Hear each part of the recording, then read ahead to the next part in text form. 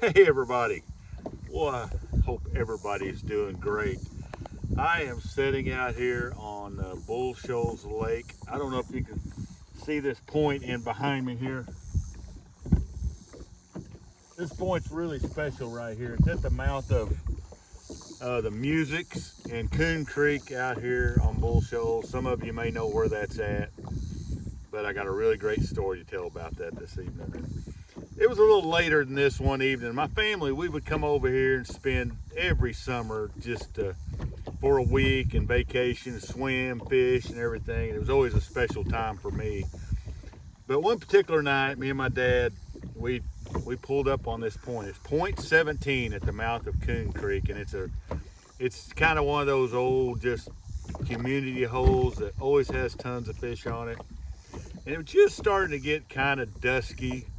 The sun had broke, but it was still light. And my dad, we're fishing down this point coming this way. We're gonna fish our way out this point. And my dad had got up on the trolling motor and he was starting to fish along. And back in those days, he had no Ranger 1750. And as we was easing up that point, up in the old front live well of that thing, we kept our old pork chunk holder just like this. And I was going to get me a pork frog for my jig I was throwing. It's very similar to this one right here, the old Arkie jig looking thing.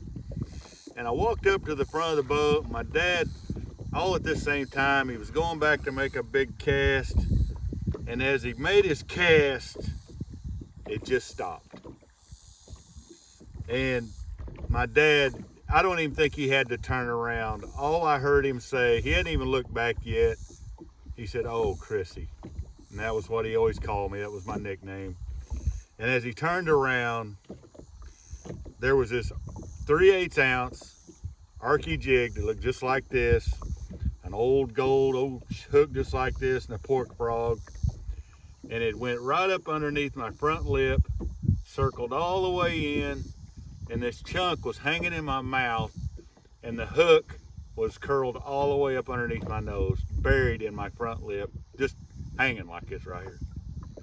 The old chunk hanging in my mouth. I could taste the salt on it. And then my dad, he was just like, so he got the dikes out and kind of got the jig cut away. And now it was just the shank of that hook and got that old pork frog off there, which it hit so hard. It was numb. It wasn't hurting a bit, and he tried so hard. It actually come so far around that it actually almost came all the way back out over on the other side, and a little spot of blood was running down my face. And he was trying to maybe roll that thing on around, but these old hooks had big old barbs on them. And my lip was so stretchy, he couldn't bring it around. He finally just got scared and was like, "We're gonna have to go to the hospital," which this was our last night here. We'd already fished through 2 or 3 nights. And so if we went to the hospital, there wasn't gonna be no more trip for me this go around. And man, I was just sick. I hated it. I was like, I'll fish.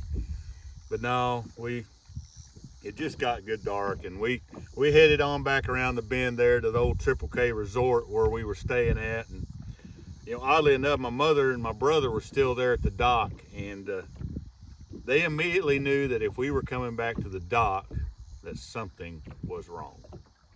And sure enough, so we loaded up and drove into Yellville and to the hospital there for the emergency room. And we got in there, and there was this kind of old school doctor there, and he looks at it, and he's like, "Boy," and I remember him looking at my dad, and he's like, if you can be patient with me, let me try some stuff." He said, "Boy, I hate to just start cutting this boy's lip."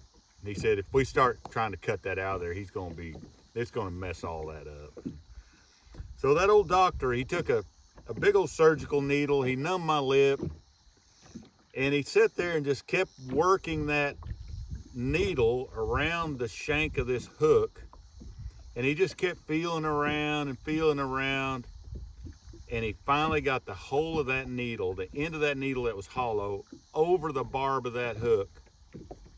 and slid the whole thing right back out, right out my lip, the hole it went in. And really never hurt a bit. You know, I was like, well, I sure wish we could go back to the lake. I wish we could go fish the rest of the night. But that was the end of the trip. It was over at that point. I think my dad, from the what have I done and the whole thing, we went back to the cabin, packed up the next morning and headed on home. But .17 on Bull Shoals and a old bucktail Arkie jig and a pork frog.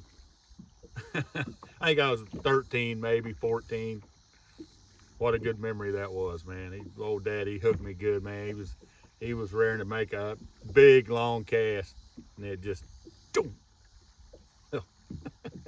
I had to run up here and tell that story before we get to fishing. The night tournament's going to start here in a few minutes.